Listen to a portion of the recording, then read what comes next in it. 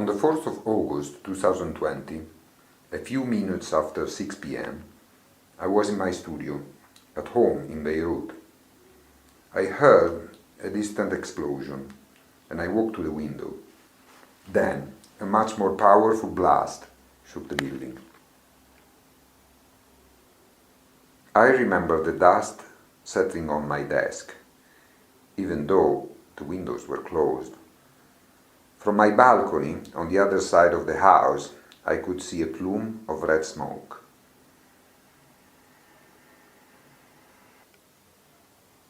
I'm a photojournalist. I mostly work for the Washington Post and cover the Middle East and Central Asia. I lived in Kabul for 5 years, and I have been based in Beirut since 2015. I worked in Afghanistan, Libya and Yemen, but what I experienced in August in Beirut was unprecedented. I quickly changed, took my camera and started running toward the smoke, hoping to reach the site before the police would cordon off the area. I thought the blast has been just a few blocks away. Running through the streets, I saw shattered shop windows.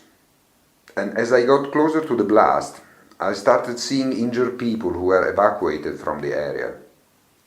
Nobody knew what had exactly happened, and many feared the second explosion. I finally managed to reach the port.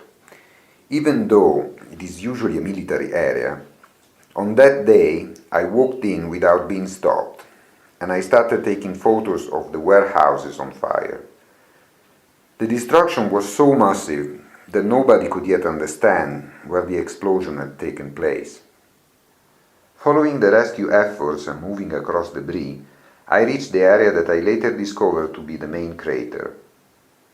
When I got there, there was no other journalist, and the firefighters were really busy.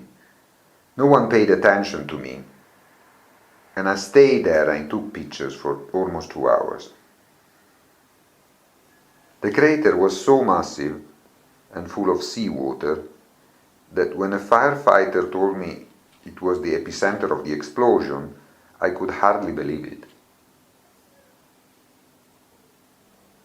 I then made my way on foot through rubble and debris to the area of the city close to the port. This used to be a popular neighborhood with a lively nightlife. But what I found on that day, however, seemed to be the results of months of war.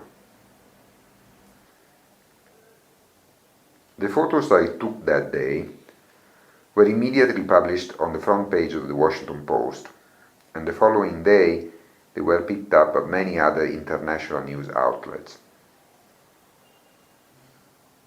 During the months following the explosion, I documented the aftermath for news and feature stories. In this period, I realized the magnitude of the damage. I took photos of funerals and destroyed neighborhoods, and I witnessed the growing anger of the people toward an inept government.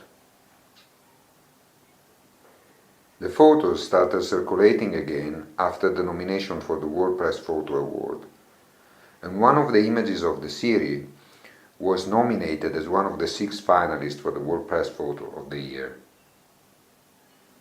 As the photo circulated also on Lebanese media, the family of the man portrayed got in touch with me. I then got to know that his name is Eli Saib, and he is a 36-year-old staff sergeant of state security who was in charge of the security of a pier barely 100 meters away from the site of the blast. At 6 p.m. on the 4th of August, Eli was in the barrack that served as headquarters for his team. A moment later, all he remembers is that he flew 30 meters away and was buried neck deep in debris, while the warehouses around him were on fire. Once he was pulled from the rubble, he tried to walk barefoot to reach the rescue teams. His ears and nose were bleeding.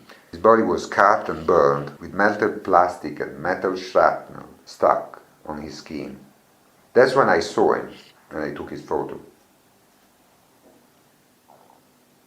Nearby, firefighters work hastily to remove debris and get their trucks closer to the blazing warehouses, while rescuers carried away the bodies of the victims.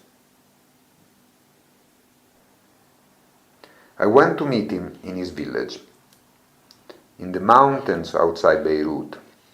On that day, I had the rare chance to ask him what he thought of my photo, to hear the voice of my subject, to hear the photo talking back to me. Eli doesn't have strong feelings toward me or the photo. He just wanted to know what an image with such mediatic resonance could do for him.